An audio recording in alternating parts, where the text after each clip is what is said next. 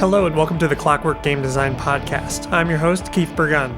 We're going to have a quick, fast intro section here. I'm going to get through it really quickly because I've been working extremely hard on the Gem Wizards Tactics story mode, which should be going up maybe tonight, probably tomorrow.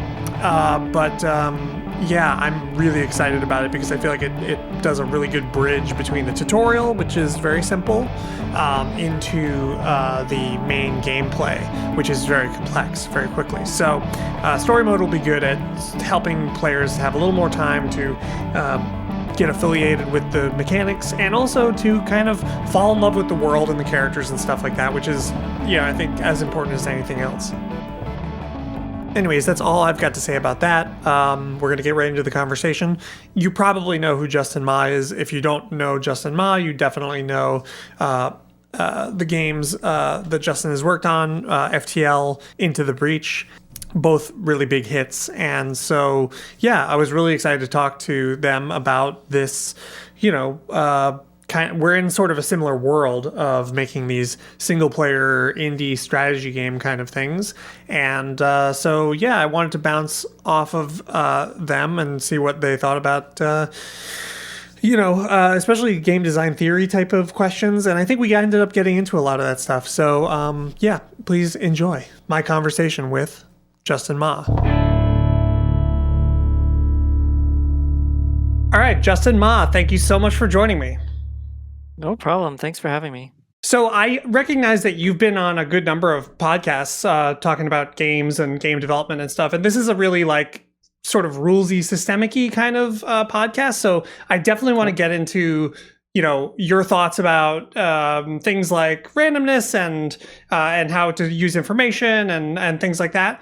But first, I do want to get a little bit of your background, just like, what's your... if you went to college, what did you study? What do you see as your background before game dev, or have you always been into game dev, etc.? Sure, yeah. Growing up, my father worked in video games on the business side, so I was kind of exposed at an early age to the way games are made.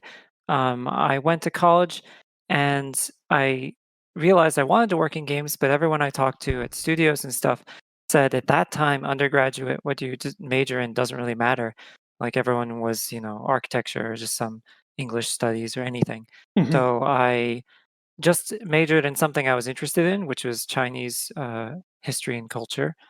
And then after graduating, my wife, then girlfriend, and I moved to China, which is how I ended up getting into the games industry. I don't think I would have been able to find a games job relatively easily in the US where I was born. But in China, it was not too hard. And then I was working at 2K Games Shanghai studio for about 2 years. Initially, I didn't know what I would want to go into. Like I did a lot of art growing up. So I sort of assumed I would be doing art. But it was pretty quickly discovered that I'm way better in the sort of game design space. And after about 2 years working at 2K, where I met Matthew Davis, we both were going to leave China, but before doing so, we said, hey, let's just make some prototypes together for a year since it's so cheap to live in Shanghai. We just saved up some money and just worked on some random junk, the first project of which became FTL.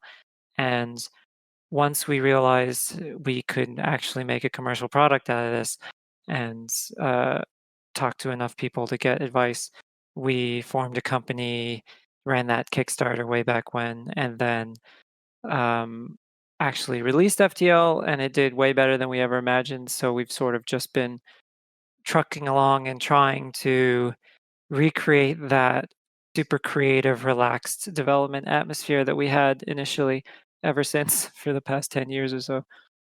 So was FTL the first game that you sort of made from, to completion, I guess, would you say? Or had you been making, games and prototypes before that by yourself, not with 2K, but on your own?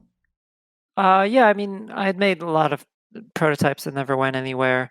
I had seen the act of finishing products at 2K And FTL was definitely the first game that I've, you know, done a hefty amount of the work from beginning to end for sure. Matt Gotcha. as well, I believe. Did you? So do you have a background also in like tabletop games, board games, and things like that? Yeah, Matt and I became friends essentially through bonding over board games in Shanghai. We had a small group that we'd play a lot of stuff. Everything from Twilight Imperium to Game of Thrones, the board game, and Battlestar Galactica was a Oh, I love one that we one. always return to. Yeah, it's like one of our favorites. Yeah, yeah. And Space so Alert. for me, board games. So I was a video game person growing up my whole life, and then I think it wasn't until I was like in my late 20s or something, or so, mid late 20s, that I discovered like designer board games. Hmm. And to me, it was just like, like a head explosion kind of moment of like, because it's for a game designer, someone who's like interested in like systems and things like that. It just seems like there's so much. Like, I don't want to say more going on, but like there's so much more like creative on the system side, and innovative, and they try so many different things, and it made me like look at it. Totally changed my perspective on game design generally. The Hmm. experience of like in the early 2010s, yeah, around the early 2010s was really when I started getting into it. And I wonder if that how much you attribute your design aesthetics or your perspective or philosophies towards board game design, or if you feel like it comes from another source. Hmm. I think design inspiration, me personally, maybe 30% from board games, just because what has left the longest impressions on me is my experience with video games. I never really got into board games that late, but I mean, growing up, I did like read through, Dungeons and Dragons manuals, and I didn't actually have friends to play with who would play games like that when I was a kid. Like my Mm-hmm. brother and I would sort of mess around and make characters and make spells and stuff, but we never like played any of those games. So I mean, I adored just poring over those manuals and stuff like that. The I know Matt definitely takes a lot of his inspiration from board games. He's definitely got bit by that bug, super strong. From my perspective, I mean, board games. I don't know about more like design systems going on, but because they're so pure, like it's basically just, game design. Mm. You look at video game, the overall experience and work that went into this and also the experience of playing it, it's like 20% game design, whereas board games are like 95. You just have Yeah. like some art and some setting and everything else is just mechanics, which is, I mean, I, I I think that's why they've always been so intimidating for me. Like I've never tried to make one because you can't hide behind anything. It's just the Mm. mechanics. Um, but I mean, they also have a very specific language, I think, that while it's incredibly freeing. You can make a board game about absolutely anything. Very often they get stuck in the same sort of loops and mindsets and mechanics and every once in a while you see one that really breaks the mold. But in general, it feels like very like iterative sort of small steps that I've seen in board games. Not that that's a bad thing. I mean, I love playing them. Yeah, I agree. I think that there was kind of an explosion in the 2000s, it seems like, and then like things sort of calcified a little bit, perhaps in the last 10 or 15 years, Yeah. in board games, and like, yeah, like I actually don't play that many board games, and I'm not like, I'm not necessarily like a huge board game fan, as much as I am appreciated. Like they seem to like unlock a certain thing for me about like a way to think about systems that seems totally applicable to digital games. And in fact, Mm, some of like, one of the things that bothers me the most about board games is just how much effort, because they're, as you say, just design. They're just like raw rules. There's so much horsepower that's required by the players to like make it instantiate, and mm, and to learn the rules and to get everyone together to play the game and all this stuff. And so an interesting thing that I think about a lot is digital board games, and sure. how they're kind of like the sort of stuff that you make a little bit. They're like these, sometimes they can be played single player or versus bots or whatever. And that's what I find myself doing the most these days is I just play like Race for the Galaxy against the bot for like a million times in a row. And, it's a really, I guess like what I'm trying to get at is like there's this blending that can happen in the future between sort of board game aesthetics and design aesthetics and video game like user experience, all this stuff that we've learned about how to make things kind of go down smooth for players, things like affordances and things like that, and to blend those together. I think that there is something in the future that we're kind of like chipping away at, and we're getting towards something like that. I wonder if that's a thought that's occurred to you, or if you have anything to say about that. Yeah, I mean, I've wondered a lot about the blending of the two because I haven't seen anything that really capitalizes on what the best of both worlds is, I guess. Mm-hmm. Like you look at games like XCOM, the board game, and it kind of feels like it should just be a video game, I guess. And then you look, I played Ascension and a bunch of board games, apps myself. Like I would have trouble playing Ascension or any of the like traditional deck building games physically, just because the shuffling. It's just you shuffle forever. Yeah. It's like 50% of your physical time is shuffling, and so like just burning through that like felt fine, and I enjoyed trying to play it that way. But you also like it's like, well, why does it have to be cards then? Like if you're just doing that anyways, why does it have to be these things that are emulating physical experiences without any of the benefit? Like the real benefit of having a hand and a deck is you're holding it. It just feels good, and you pick one with your hands, and it's just it's hidden information. It's one of the only ways you can do hidden information in a tabletop game too.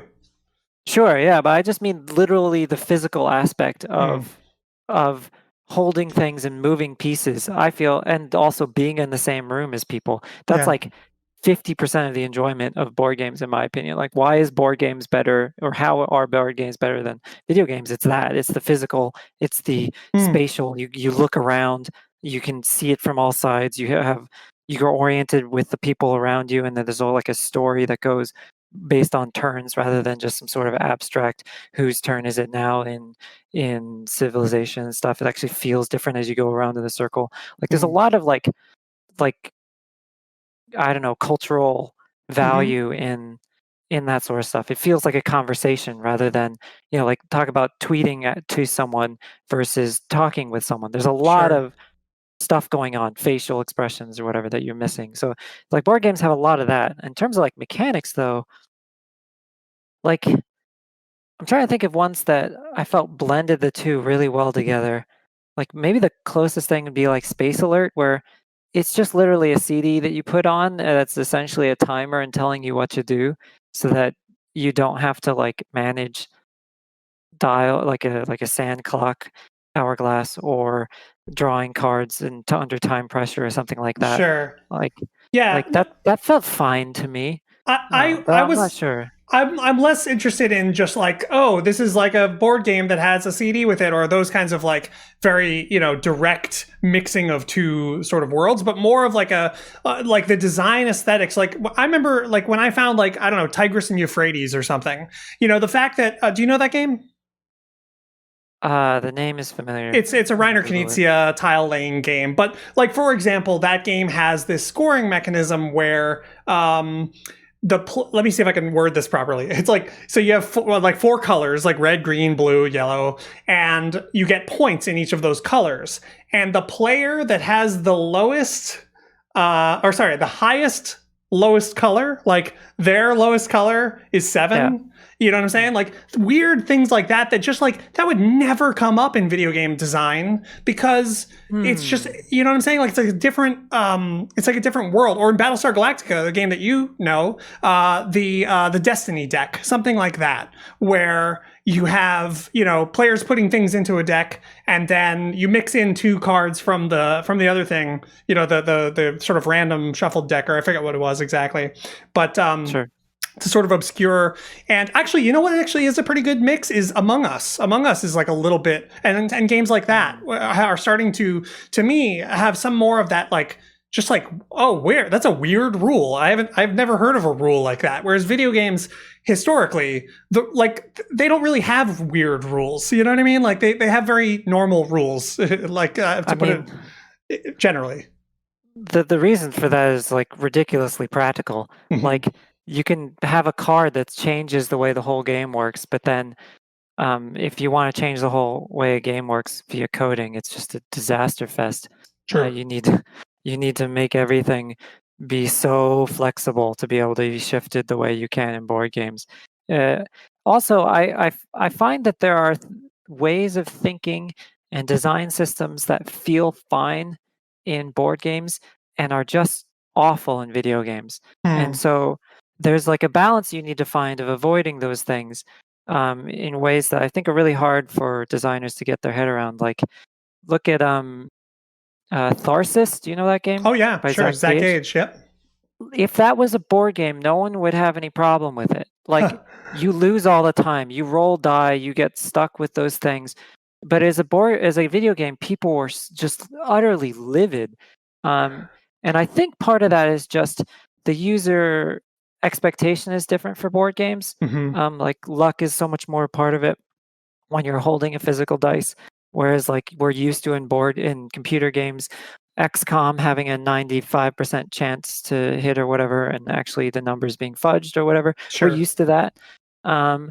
So there's expectation difference, but I think honestly it also just feels different when a computer tells you, hey, that's bad, you got fucked, you got screwed. But versus like when your dice roll does it, there's something much more satisfying about it. And similarly, like there's I had another example, but I can't remember it, of like systems, that just simply don't feel as good. Well, I think the the thing that you pointed out earlier was this idea of languages and how there are these different sort of languages, and you set people up for a certain experience. And one of the roguelike tradition actually is sort of maybe exceptional in the video game space, and I guess maybe now the roguelite sort of subgenre or whatever you want to call it. But that has the expectation of it so like I think Tharsis came out like a little bit before the roguelite phenomenon, and Zach of course was hip to roguelikes, but I think that it wasn't like themed like a roguelike, and people didn't necessarily know about that kind of stuff at that time. So I think that's probably that, to me, that seems like maybe that had something to do with that reaction. These like genre convention kind of things. Yeah, there's definitely, I do think you're right in that we're heading to some sort of design singularity, I don't know, where you can have a good crossover between the two that's really satisfying. I do love it. I did play a game recently that just felt like a board game, an indie game where they just messed up the rules constantly, and it just felt like the experience of playing a game like Gloomhaven, I don't know, something like that, where it's just they're all over the place. But I think another ironic conflict is because board games are player driven, you need like for a rule set to be enacted, you have to understand it. And so if you don't understand it, you could play something wrong and the game still generally works and you don't know it.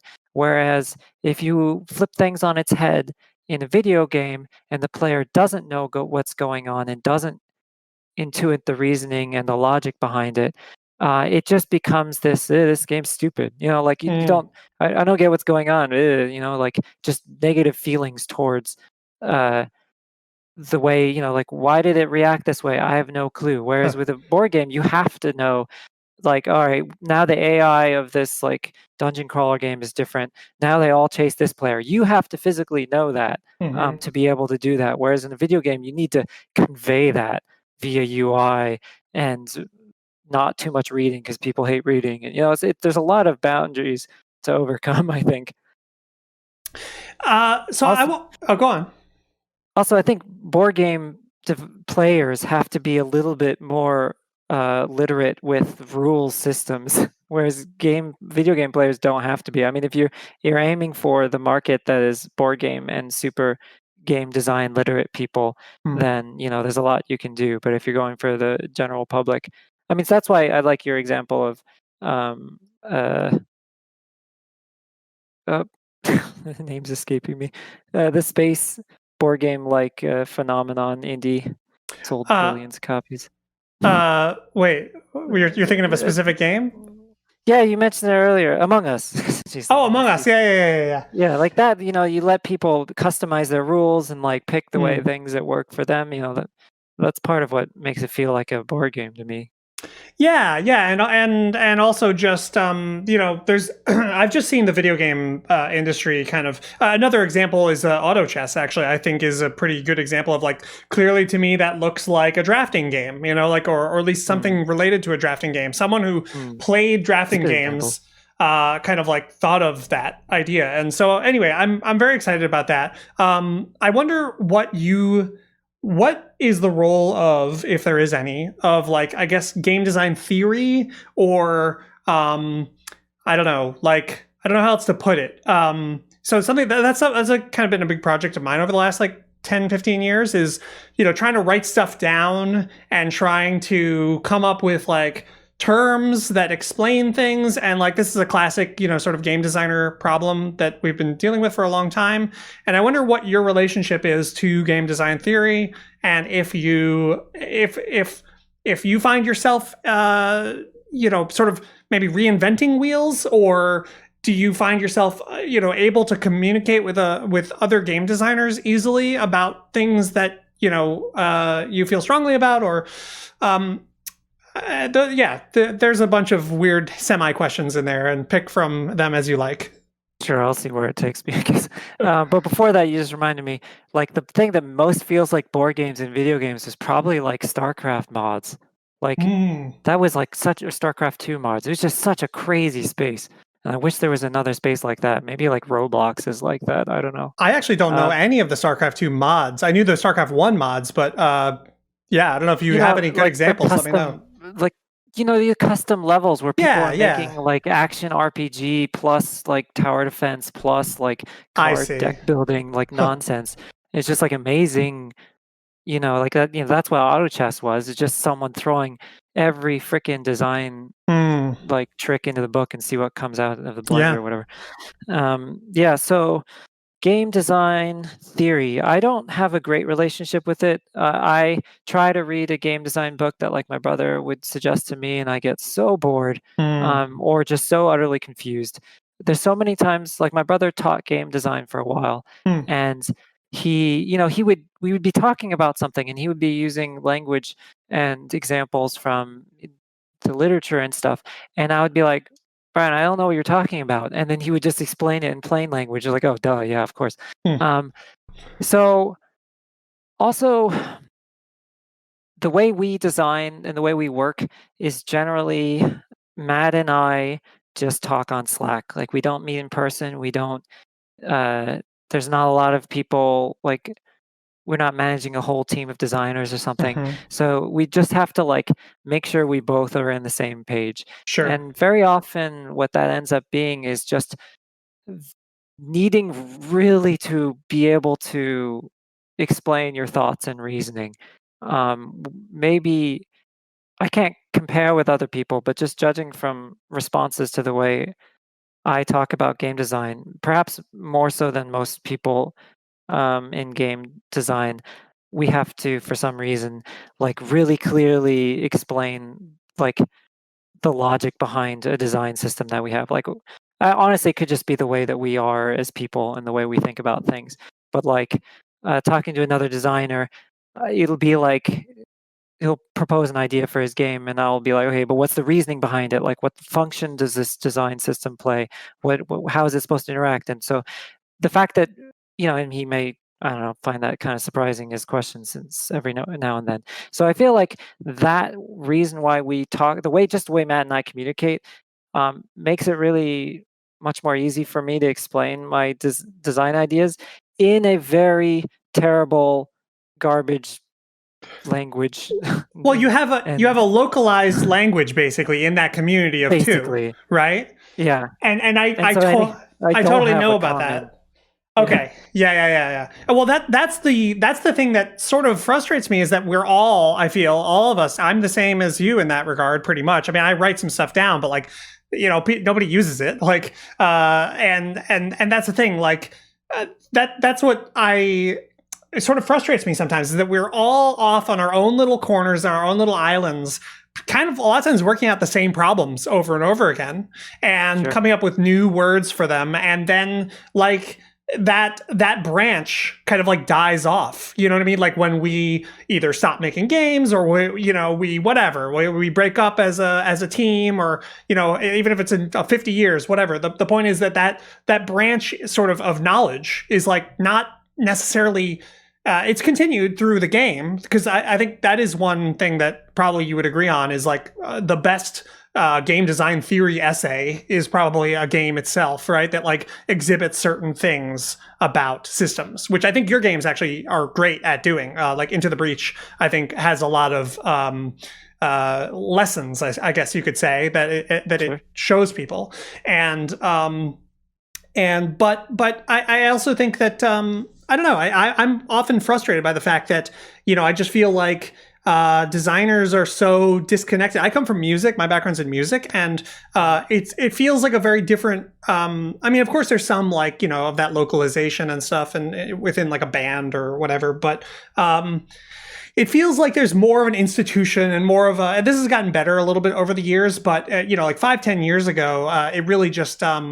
It just felt like everyone's out on their own little islands making their own little things, and then that branch of this discipline just ends up going nowhere. And that's not a problem that every game designer has to work on or anything, but Sure. that's just a thing that I think about a lot. Yeah, I mean, I do find that everyone who posts to game design blogs and talks about the reasoning publicly in forums or just Twitter or anything, it's like um, self-selecting for the type of person who would be willing to A, write it up, and B, Hmm. talk about it publicly. So even if you look at every single example of people trying to unify our ability to discuss about these things, you're still just seeing a subset of the people, because there's so many people I know who know about game design well, but have no interest in talking about it publicly.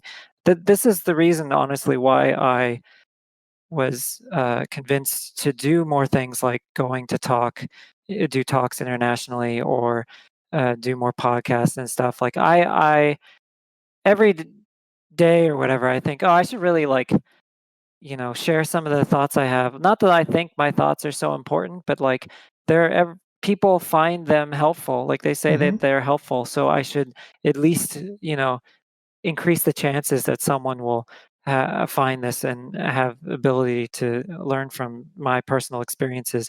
Like there's a ton of lessons you can learn from Into the Breach, but you won't be able to learn what it took us to get to that point, right? Hmm. Like the trials and tribulations to get to that final design, why we even ended up choosing that design. You wouldn't know that from the game. You would have to talk to us, I guess.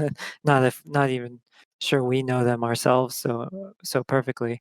But yeah, like I don't uh the idea of writing up a long article with art and examples is just like, ugh, makes me want to go to bed. Yeah, no, I get it. Especially these days, people don't read articles. Now it's all YouTube videos, which is even more work. Mm, You got to do yeah, video and even editing more for. self-selecting for Yes. who'd be willing to talk about it. Like, yeah, like you look. I do think in general the game design dialogue has shifted considerably in just the sort of general public that is amateur game designers, pro game designers, and just interested game players. Like that dialogue, you look at the videos that are YouTube videos talking about game design, that it's basically marketed towards non-game developers, and it's getting better, like the things and topics they're talking about. But it is kind of hard sometimes to see like echo chambers of um hobby or armchair game designer Mm-hmm. videos discussing game production and what's wrong with it, and then getting into a circular, everyone agreeing about that's what's wrong with game dev when it's like, Mm-hmm. oh man, you've never actually launched the game, have you? Because you would probably have a different opinion if you went through that whole process. So like, I do think there's something dangerous about too much, this like self-selecting group being, those with the loudest voices are the ones making all the videos and stuff. And Yeah. so it would be, I don't see a solution though. I don't know how to get all the quiet game developers to suddenly want, myself included, to suddenly want to, I don't know, create a common language and a common, yeah, I mean, feel similarly about like the academic space. Like it's like a self-selecting group for the people who are so interested in the theory as a whole that the language they use just gets progressively more and more inaccessible to everyone else. I feel mhm. like, Yeah, yeah. but And I that's just mean, me. I think, well, it's a civilizational project. I think it's not necessarily something that a couple of, some number of game developers have to decide one day to do. It's like something Mm, that will happen sort of naturally over time. And part of it is that, academics creating this like secret language that only they know. And, and also people on the internet, like all, saying, oh, well, the obvious answer to this design question is blankety blank, and that's part of it too. I think it's all kind of part of it. I hope that it happens. I'm excited to see it happen because I do think that literacy, game design literacy across the board, with players, designers, and everyone else, is going to be a going back to board games. I think that there's two things that we didn't touch on that about board games and why they are more allowed to be more systemic-y and more game design, clever, idea-ish. And one of them is that it's a smaller industry, so it's less profit driven. I feel like video games are like, mm, they cost a lot to make and they need to make a lot back. And so mm. that's one of the things. But the other thing is that because it's a small industry, I feel like they have, like Board Game Geek, for example, is like this community that we don't have like that for video games. You know what I mean? Like we have a million other disparate communities, and they all have their own little worlds. But like for board game players and designers as well, it's like it's Board Game Geek, and like maybe like one or two conventions like Gen Con and things like that. And so the I fact mean, that it's, yeah, if you look at smaller niche markets of video games, it can be like that. true. Like Toho can be like BGG. You can Hmm. have, you know, music games or whatever have a similar audience. I think, like you said, it's just too big. Yeah. Games as a whole it incorporates, you know, the average gamer by money spent and time spent is like, a middle-aged housewife, technically, from all the Candy Crush and stuff like that too. So it's like if you're talking about games, it's a way too big. So what year did FTL come out? 2012. Okay, so that was like towards the endish half of like this boom, I would say, of like this indie explosion sort of thing that was happening. And I would like to get your opinion on what is the state of like the indie games industry today. Like if you were starting out from scratch right now, or if someone else was, like what would you tell them to expect about the industry as it's changed between now and 10 years ago? Yeah, let's say now and 10 years ago, 2011, for example. I would say don't do it. The expect to make $1,000 after whether you put 6 months to 5 years into a game. Hmm. 500 copies is like what the average, not even the median, something like Hmm. that. Yeah. Um, the so I would say it's an amazing space to explore and find community and make cool stuff together, but do not do it. Don't go into game dev if there's any financial risk whatsoever. and 100% make something way, way smaller. Like this is not the time to make a dream game and have it put all your time and effort into it for years and years. It's just, assuming it's not just a hobby project that you can do on the side of another job, then go do whatever you want. But if you're talking about like indie games as a industry, it's a rough time. It's so the market is so incredibly flooded that um, there's no there's no golden ticket anymore for getting marketability unless you literally basically just win the lottery in terms of the odds of what can be interesting to streamers and YouTubers. Like that's the only way to go basically nuts these days. Um, or make a survival game. Apparently, good survival games. Do you There's see always a that? market for it. Do you see that changing ever, or like do you what do you expect? What do you think would have to change in order for there to be conditions like what we saw back then? Because like uh, I guess maybe there isn't. I don't know if there's necessarily an answer to that one, but yeah, like what do you think? Like, is there a way that there could be such a thing again, or does it have to be in like a new space, like like some new VR thing or something like that? I don't think there's any going back to that. Maybe if some sort of completely new medium or something like that. But FTL was launched back when you had to get approval for each game on Steam. So like it was one of 4 games that came out in the week, Hmm. maybe, and the one indie game that like in like a couple weeks, like or maybe a month or something like that. I don't Hmm. know, that like Steam approved or whatever. So like just simply existing, you got visibility.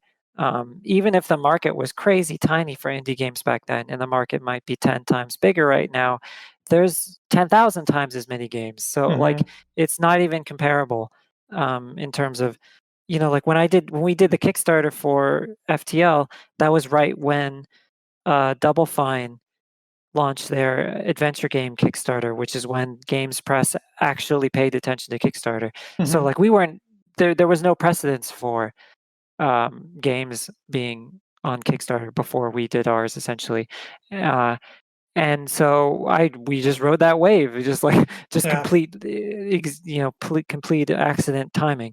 So um, I don't know. The thing is that game dev just gets so much easier. You Hmm. could you could make something in a week that would take like a couple months, like in Unity or Unreal or something nowadays. It just that would take a really knowledgeable person a long time. A Hmm. amateur can do in, a week. And that just means that it's great because we'll have so many more ideas and so many more people who didn't have access to education or the games development education specifically, or work in big studios in I don't know, Indonesia or somewhere, and they can just jump in as all basically even kids and come up with some idea that just shakes up the whole game world. Like that's incredible. But yeah, there's no going back to that level of I don't know, visibility and that sort of space where I don't know. There's just was so much less. Yeah, yeah. No, that's interesting that there was only about 4 games released in a week on Steam. I think there's like 400 Don't in a quote me on day those now. numbers. I don't No, remember. But yeah, yeah, yeah, definitely. yeah. It was in that space. I agree. Yeah, that's incredible. So, I wanted to ask about let's talk about Into the Breach a little bit. Like, I did want to. You were mentioning the sort of that story of you kind of like going through, like, what did you go through to produce that, and specifically I want to know, like, systemically, in terms of like rules, what were you kind of like going for, and what give me some examples of things that you tried that like didn't work, and things like that. Yeah. Okay. I guess Into the Breach started as in the same way that we did with FTL. FTL was like, let's make a game that makes you feel like a spaceship captain, and so that could be that could be anything. You could just make up tons of games. So with this, Matt wanted to make a game where collateral damage mattered. Hmm. So damaging the buildings. You look at you look at Superman, the movie or something, and just the whole city gets blown up just for visual sake. We wanted to have something where it felt important when buildings get destroyed, and you would be willing to sacrifice yourself for it. So it started as a normal turn-based game, just tactics. Each character went in individual turns, and then we tried the Final Fantasy like 10 style time bar and abilities having different time lengths, and we tried lots of stuff there. But the big thing that was the iterative black hole was the fact that we were trying to make a bigger game around it. So we were trying to make a XCOM style city management system. So we got the sort of basics of a combat in and moved on to trying to figure out, okay, how can we have, building repair and sort of text events, and you send your multiple squads to different cities and hold back the threat that's spreading between the cities, and have to retreat to your home base and send a pilot away on like a away mission sort of thing that might give you resources, and you have to spend money to repair your mechs, and just time a clock and choosing time speeds of the game. We basically iterated that stuff for like 2.5 years, and every 6 months or so we'd throw the whole thing out and then try again because it was trash. In the end, the game that we ended up with was basically our last ditch, like, we're gonna give up on this because this is miserable and we can't keep doing this. So what works now? Well, having enemies predict to show their attacks beforehand in combat, that kind of works. That's kind of fun. Okay, what if the entire game is that? There's no city, there's no mission systems, there's no pilot stress and time travel mechanics and system. And so just throw a bunch of combat in a row and force you to fight battles over and over. And so basically the final game was us failing to make the game we wanted to make. But we tried to basically make it as utterly small and as simple as possible and focused as possible after that, since it was the only thing that actually was just fun to play.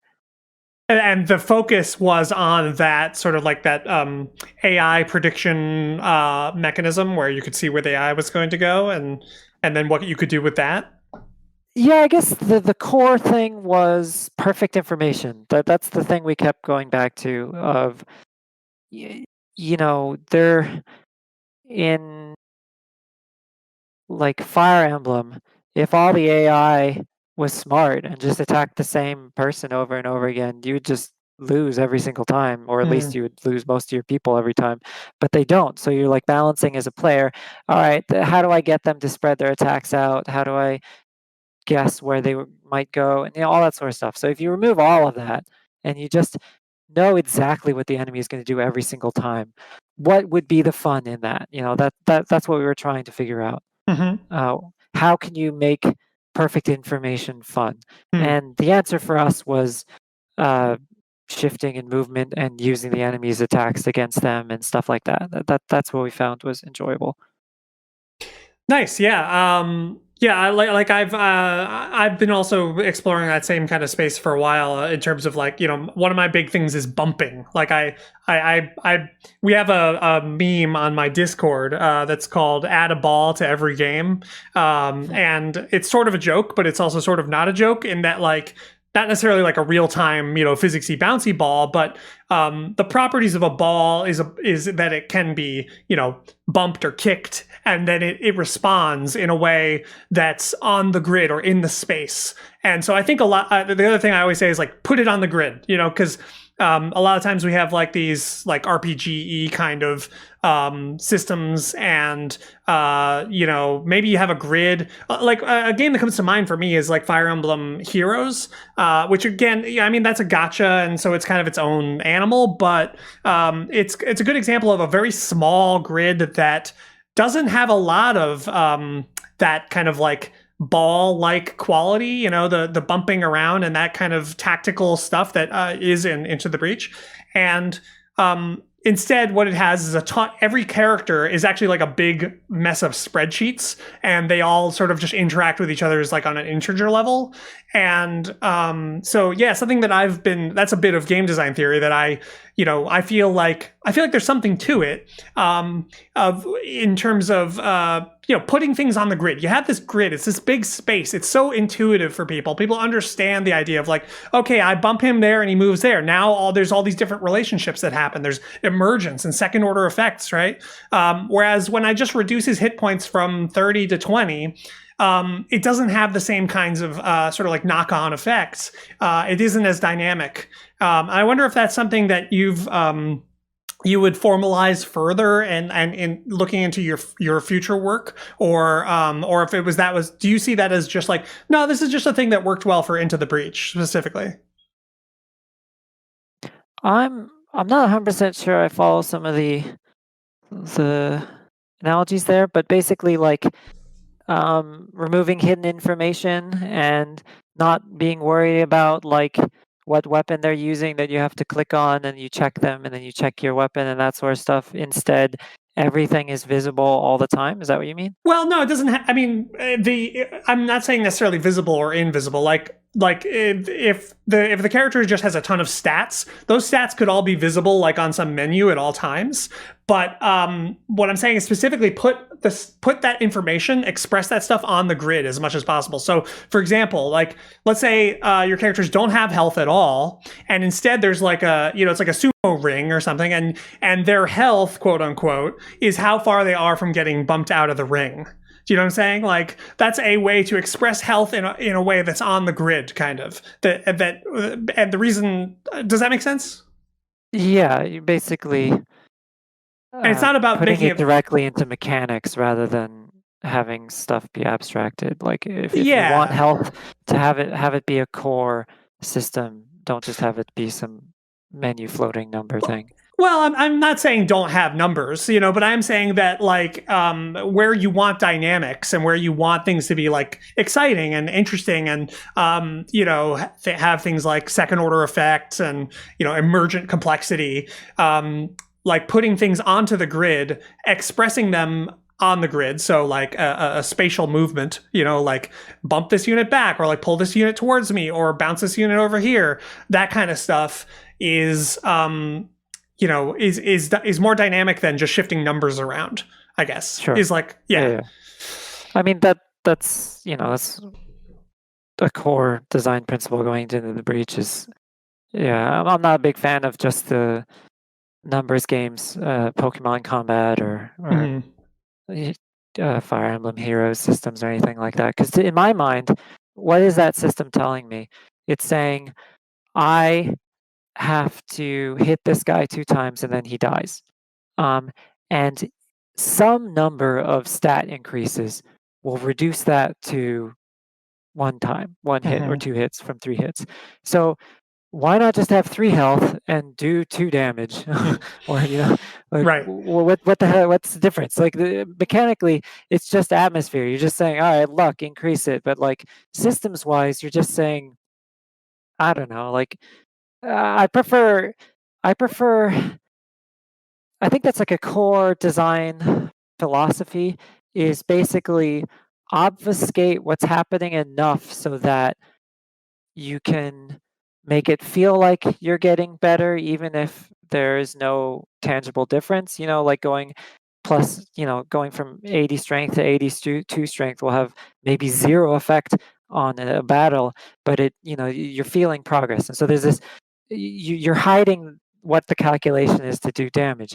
Like that's like a whole world of game design philosophy. And I think we come from the philosophy of, as much as possible, let us consider, let the player, me, because I design for myself basically, let me be able to think about what the consequences of each of my actions are. I want to feel that pressure of each decision being on me. Whereas, a lot of people don't enjoy Into the Breach. they feel too much pressure from, like there being no randomness in terms of outcomes of their attacks, and if they fail, it feels like it's their fault, and they hate that. Fine. I mean, I love that. So I want to know exactly what the consequences are, essentially. Yeah, and I Um, mean, to me, like what you talked about, that example of like, okay, he's got 80 health, so I do 30 damage, so when I hit him the third time, it'll kill him. That kind of thing. yeah. It just like shuts down my imagination, and in exactly the opposite way, if I see that I can like boot someone and knock them a couple tiles away, or like fling them somewhere, my brain kind of like opens up, and I'm like, oh, I wonder what else I can do with this tool. You know what I mean? Like, what else could be possible with this? And that feeling Yeah. of like creative inspiration, like that's what I'm on the search for in games and game design. Yeah, it's sort of interactive, systemic design, essentially. Things having Yeah. cascading effects, the Breath of the Wild, cut the tree, roll into Hmm. enemies, light it on fire stuff. Absolutely. Yeah. Yeah. All right. So, what kind of games do you see yourself making in the future? And also, what are you working on now, if you can talk about it? Um, we've made a bunch of like prototypes that we give up on. Like that's just how it goes. And we would not want to announce anything until we're 100% sure it would be the thing that we're going to Sure. release.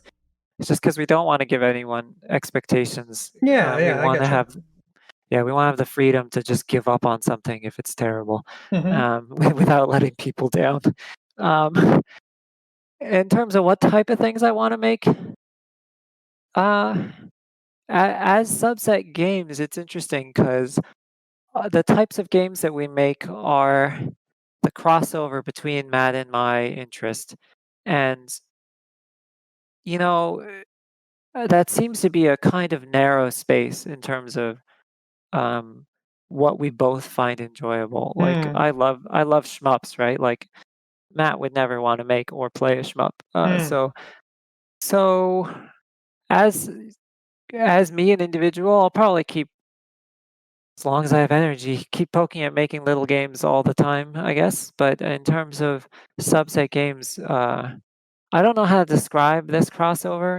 It's a lot of, let's see, a bit strategy-ish, a bit tactic-ish, always having a priority of no nested UI and clear information, and um, choice having importance, not necessarily permadeath, but just feeling like there's consequences to your actions, and we are terrible at making stories and characters and atmosphere and setting. So probably games that don't rely too heavily on that and instead rely heavily on mechanics and systems and interlocking mechanics and stuff. Like that just seems to be what we gravitate towards.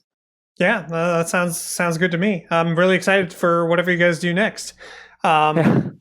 what? So my last question is, what are you playing these days? Is there anything that you're excited about, or that you've played recently that was interesting, even if it's old or just new to you? Let's see. I've been having to just burn through a whole bunch of indie games recently that for a judging of a um award show. And so I haven't had much time to just play for fun. Um I wish I had time to play Valheim. I have been playing a bit of Star Wars Battlefront 2 just with my brother. In terms, I really, of the judging and stuff, I really enjoyed a game called Quantum Protocol, which honestly might fit a fit the bill for stuff you were talking about earlier of like board game design methodology that could only be done in video games. Hmm. Um, it's like a card game system with roguelike elements and deck building mid battle, and it breaks my brain, but in a good way. Hmm. I've enjoyed that. Let me think if there's anything. Oh, I finally, because I got a better computer where I am right now. I finally started playing Half-Life Alyx, which is also mind-blowing in a different way. Nice. Yeah. I Well, don't know. give me some comments on that one because I don't know much about Half-Life Alyx, but what's your take on it?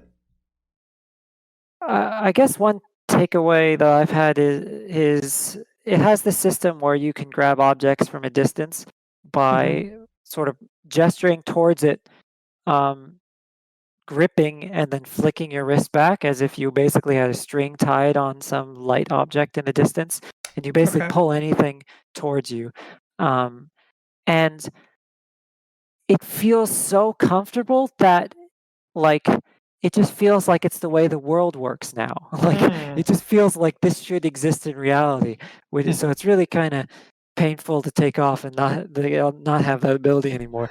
But it like so the I guess it's impressed me on the malleability of the brain in terms of what reality is. If you could make systems that basically feel like they match the way our physical body understands the world, there's a lot you can do there, Mm. that just feels amazing. Anyways, gameplay wise, um, uh, it's kind of horror-ish, and I'm terrible with horror games. Mm. But what's funny is it's so video game. Like it's so like as a game designer, I see what they're doing. Like, if you enter a room and both characters start talking, there's going to be no enemies because it would be terrible to have to Yeah. like interrupt discussions and stuff like that. Sure. Or, the first time I see a new enemy, I 100% know it's not going to be able to attack me for at least a little while because they're Hmm. trying to introduce mechanics and systems. So, like, the horror elements are I'm protected by my knowledge of game design. But Interesting. as yeah, but it really kind of does feel like um, playing Half-Life 2 for the first time. Mm. Uh, the sort of mind like expanding, oh, this is what games can be. Uh, it feels amazing to play a AAA VR game that feels like a AAA VR game. Um, so I do recommend it to people who have access to it. Um, but I don't know what else to say about it. Yeah, no, that's cool. Well, all right, thank you so much. Unless there's anything else you want to say, anything you want to like plug or like point people towards, where can people learn more about you and Subset Games, your website, and all that? Man, subsetgames.com is just our website. My Twitter is jar mustard, but I literally just tweet, game dev art and drawings and pixel art. So I don't know. There's not much you can, not much I can point to find out more about us. But Okay, well I that guess there's talks on YouTube if you're more interested in like Into the Breach and how it was how we made the decisions we actually made. Matt did a talk at GDC, which is available on YouTube. awesome. Well, thank you so much for coming on the show. No problem. Thanks for having me.